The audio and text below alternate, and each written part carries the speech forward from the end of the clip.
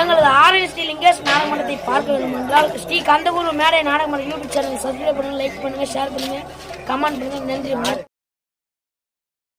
உன்னோடு சந்தோஷமாக இருந்தேன். அப்படியா?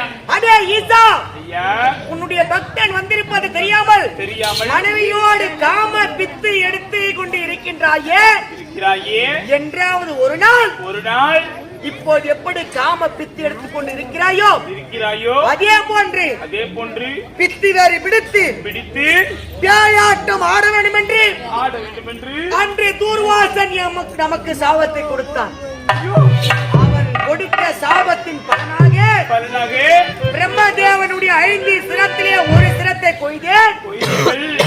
அந்த பிரம்மதேவனுடைய சிரமாகப்பட்டது இப்போதைய கரத்திலே பிரம்ம கபாலக மாறி தூர்வாசன் கொடுத்த சாபத்தினால் எனக்கு அகோர பசி எடுத்து இப்போது பித்து பிடித்து இப்படி பேயாட்டம் ஆடிக்கொண்டிருக்கிறேன். பார்வதா, தூர்வாசன் கொடுத்த சாபம்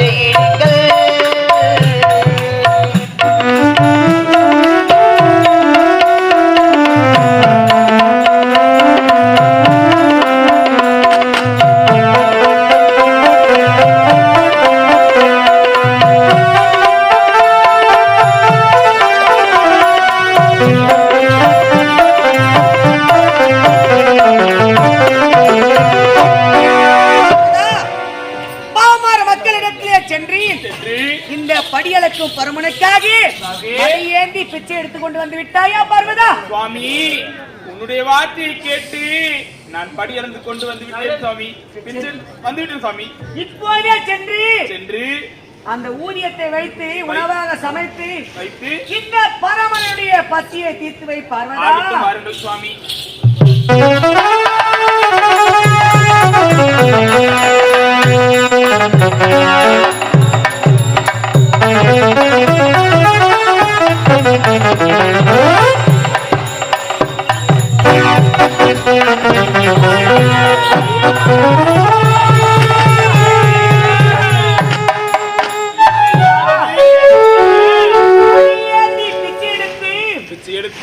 அந்த ஊதியத்தை உணவாக சமைத்து எனக்கு கொடுத்தாய். அப்பொழுது கூட இந்த பரமனின் பசி தீரவில்லை.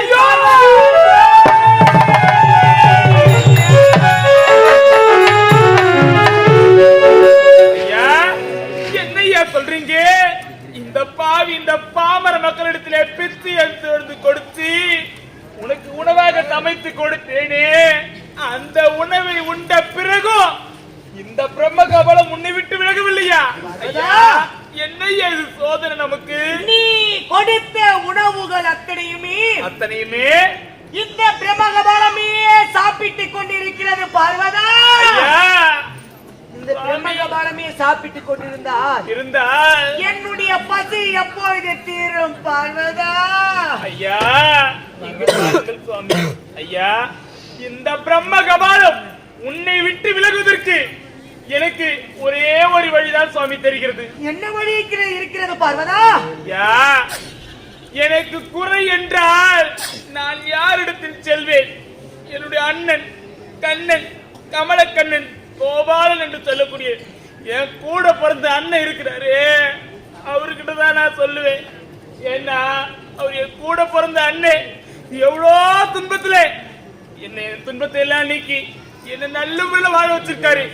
இந்த துன்பத்தையும் போய் என் அண்ணன் கிட்ட முறையிட்டா அவரிடத்திலிருந்து ஏதாவது ஒரு மார்க்கம் தெரியும் சுவாமி. ஆகியால் என்னுடைய வார்த்தையை கேட்டு இப்போதே செல்லலாம் என்னுடைய தாய் வீடு சுவாமி.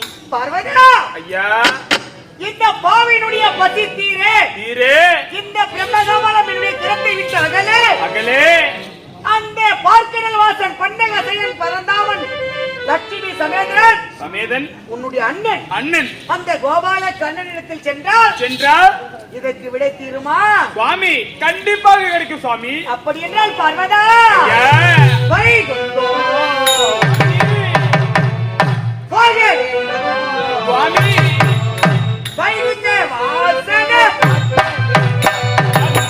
வைகுண்டம் போக வேணும், வைகுண்ட வாசனை பார்க்க வேணும். வைகுண்டம் போக வேணும், வைகுண்ட வாசனை பார்க்க வேணும். வைகுண்டம் போக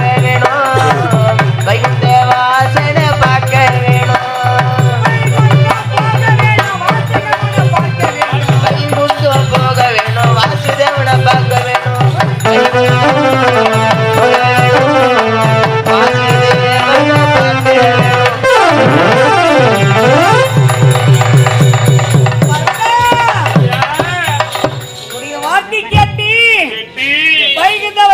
பார்வதா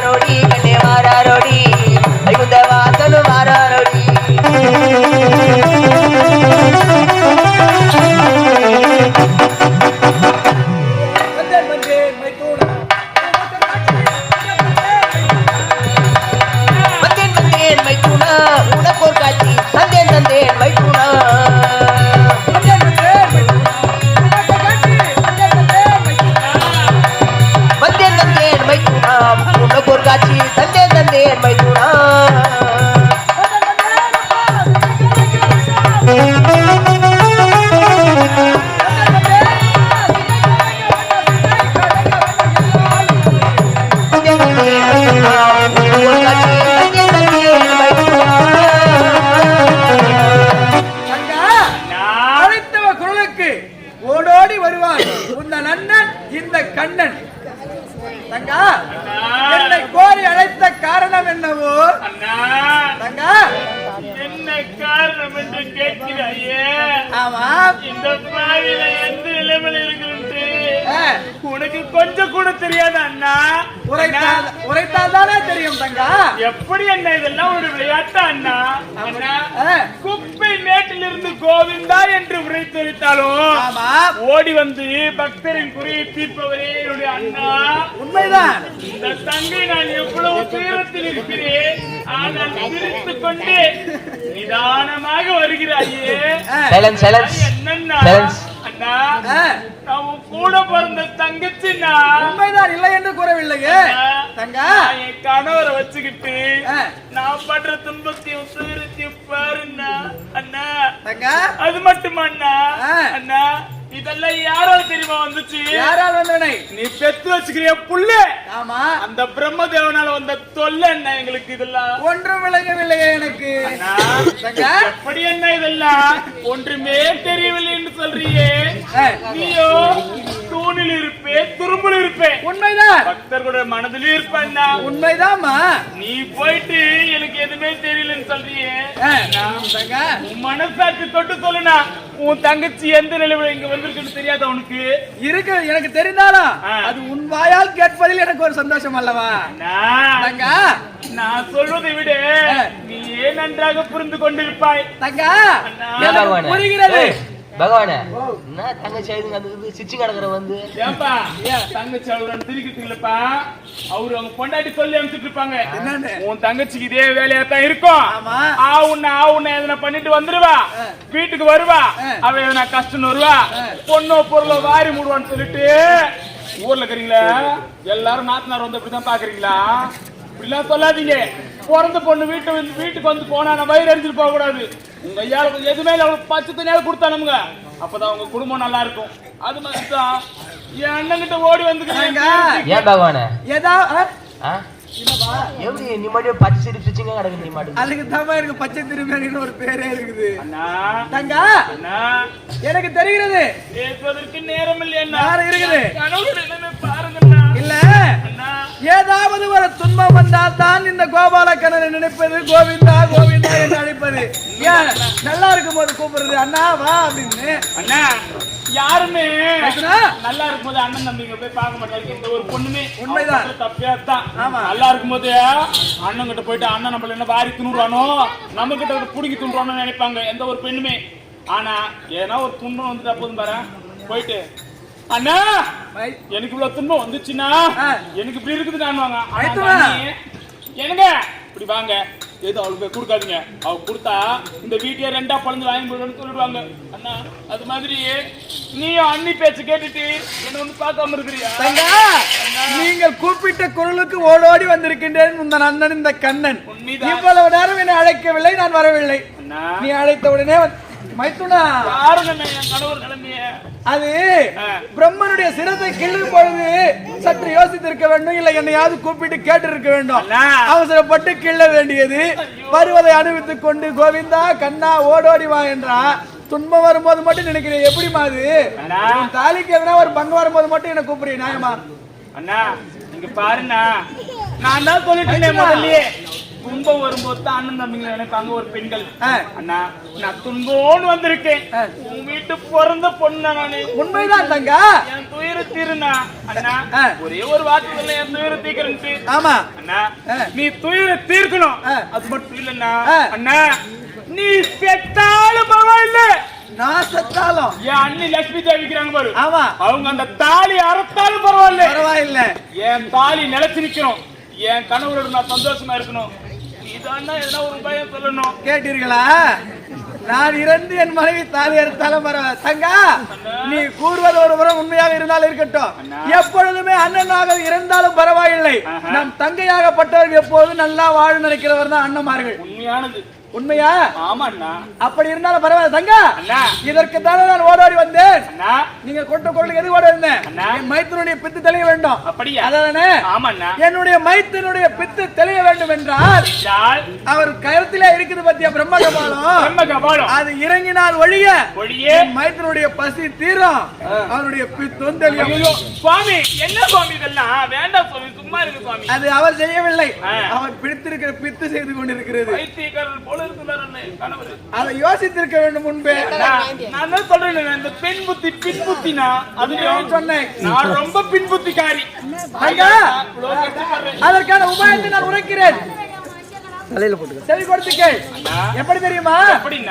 என்னுடைய மைத்துனுடைய பித்து தெளிய வேண்டும் என்றால் அவன் கருத்தில் இருக்கு கபாலமாகப்பட்டு இறங்க வேண்டும்.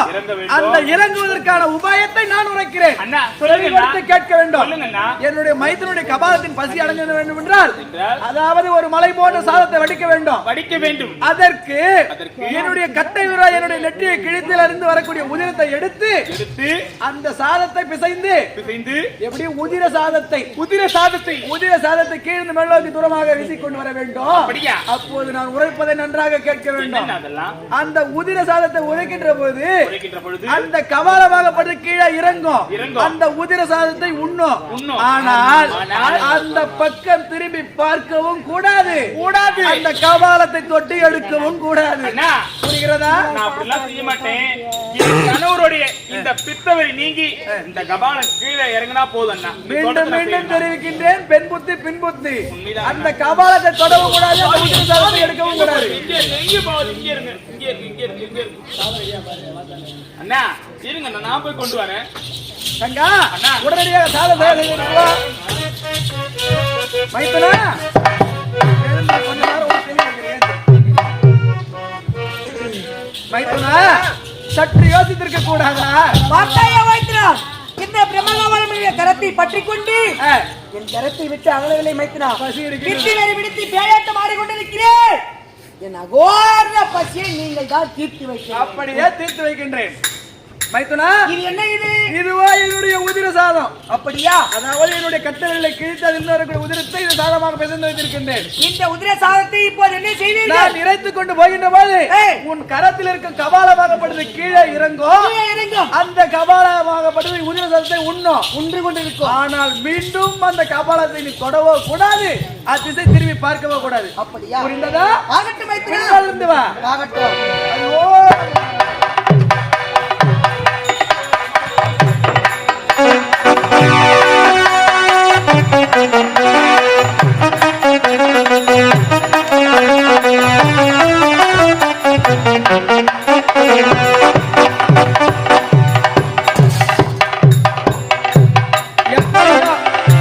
ஒரு வழியாக என் மைத்துனனை காப்பாற்றி விட்டேன்.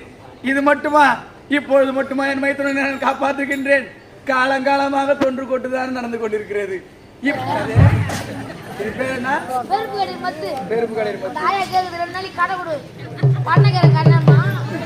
மத்த சாங்கர அளவு சட்டி யாரும் இந்த உலகத்திலே கிடையாது.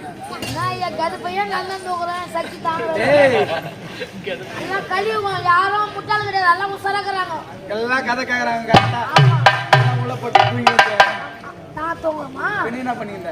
மக்களுக்கு தெரியும். எந்த மகாவிஷ்ணு வாட்சி கட்டிக்கிறாங்க. எந்த மகாவிஷ்ணு கட்டலையடா?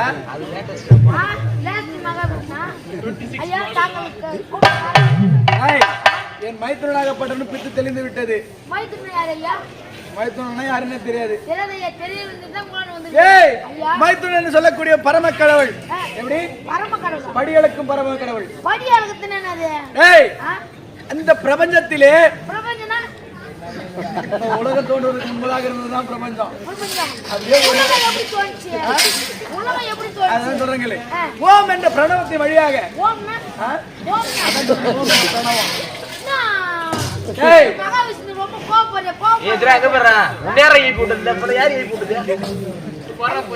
ஓம் என்ற பிரணவத்திலே உலக பிரபஞ்சமாகப்பட்டது கோழி முட்டை வடிவிலே இருந்தது.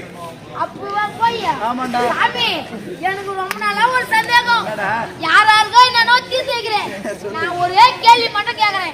அதுக்கு மட்டும் எனக்கு பதில் சொல்லு சாமி. இந்த உலகம் எப்படி கோழி முட்டையா? கோழி முட்டை வடிவிலே இருந்தது. சாமி, தாங்கள் வாயாக ஒரு உண்மையை கூற வேண்டும். முட்டையிலிருந்து கோழி வந்ததா இல்ல கோயிலிருந்து முட்டை வந்ததா? நீங்க வந்து மகாவிஷ்ணு ஏன்டா ஒரு கேள்வி கேக்குறேன்? ஒரு கேள்விக்கு மேல கேட்க மாட்டேன். இந்த கேள்வி கேக்குறியா? பேண்ட் மாத்தி போடாததுக்கு உனக்கு தெரியல. நீ வந்து வெளிய இந்த கேள்வி கேக்குற. என்னிடம் நீ கேட்பதாக உரைத்ததோ நீ ஒரு கேள்வி, அதற்கான விடையை நான் சொல்கிறேன். நான் படி அளக்கிறவன்லடா, காக்கும் கடவுள். பாமர மக்களை அனைவரையும் அனைத்தும் நாம் செய்த இலைகளே.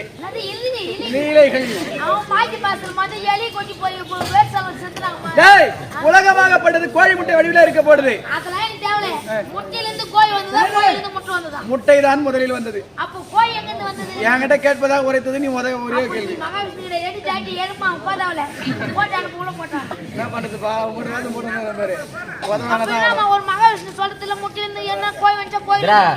அவர் ஒரு மகாவிஷ்ணுவே மதிக்கிறாங்க.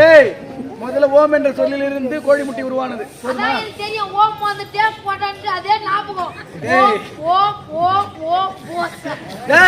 அந்த கோழி முட்டையாகப்பட்டது ஒரு சமயத்துல படீர் என்று வெடித்து மேலோடு ஆகாயமாகவும் கீழோடு பூமியாகவும் நடுந்த தன்னம்பிரா.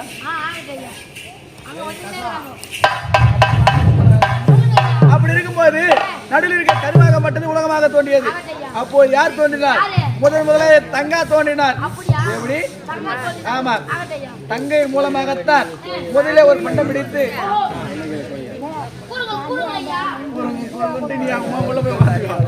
அப்பொழுது என் தந்தையாகப்பட்டவர் பார்த்து அவ்வாறு ரூபத்தில் இருந்தார். அப்பொழுது உலகத்தை சுற்றி பார்க்கின்ற போது யாவற்று பெருமை நிசப்தமாக இருந்த உடனே 8 மணி நேரம் விட மாட்டாங்க, பயப்படாதீங்க. அப்படி இருக்கும்போது என் தங்கையின் மூலமாக உற்பத்தமானவன் தான் நான். புரிகிறதா? அதாவது இந்த பிரபஞ்சத்திலே 3 தேவர்கள் என்று உரைப்பார்கள். மும்மூர்த்தி தேவர்கள். மூஞ்சி தேவர்கள். சரி, சரி. அழித்தல் இப்படி சொல்லக்கூடிய வேலைகளை மும்மூர்த்தி யார் யார் தெரியுமா? யார் ஐயா? நானும் நடுமூர்த்தி நாராயணன். சரி, சரி. நடுமூர்த்தி நாராயணன் ஓஹோ.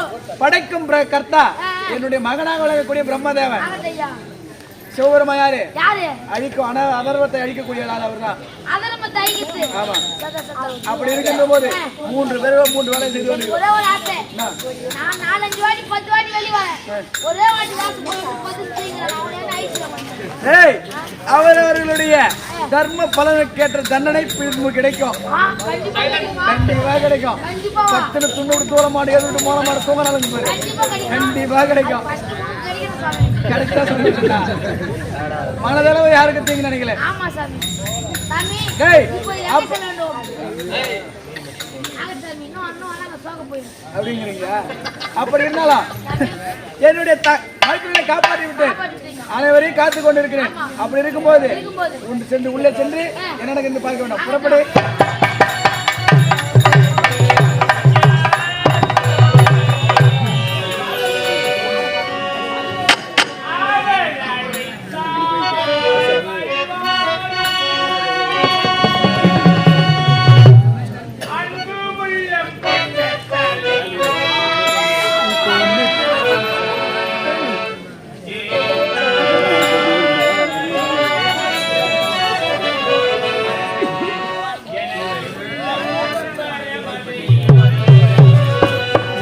கழிச்சிட்டு காய் போடுறது தேமாதுன்னு அப்படி இப்படி பேச கழிச்சிட்டு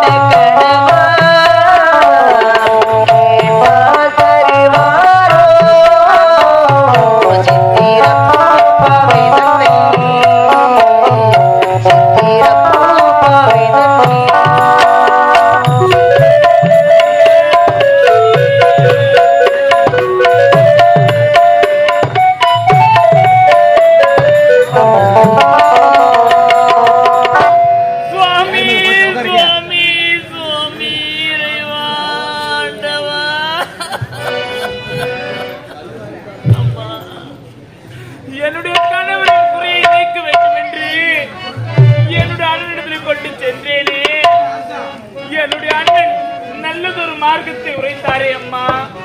என்னுடைய சுவாமியின் கரத்தில் இருந்து அந்த பரம கபாலம் விலகியதா இல்லையா ஒன்றுமே தெரியவில்லையே. என்னுடைய சுவாமி இன்னும் இந்த கைலாயம் வந்து சேரவில்லையே. என்னுடைய சுவாமியை பிரிந்து நான் படும் துன்பத்தையும் துயரத்தையும் பாருங்கள். ஆமா, என்னுடைய சுவாமி சென்றேன் அதே வழியில் நானும் சென்று பார்க்கிறேன். என்னுடைய சுவாமி எங்கிருக்கிறார் என்று அப்பொழுது தெரியும். இப்பொழுதே செல்கிறேன்.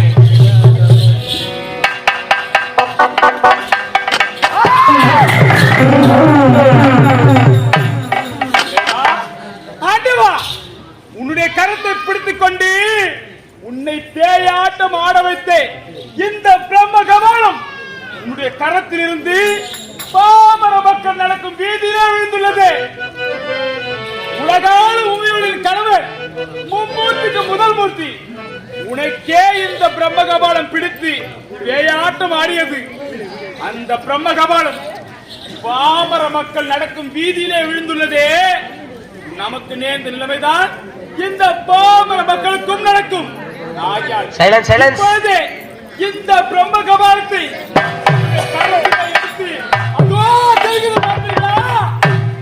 ஆழி என்ற சமுத்திரம், அந்த சமுத்திரத்திலே வீசி எறிகிறேன்.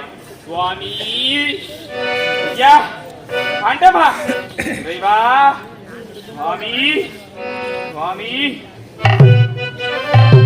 சுவாமி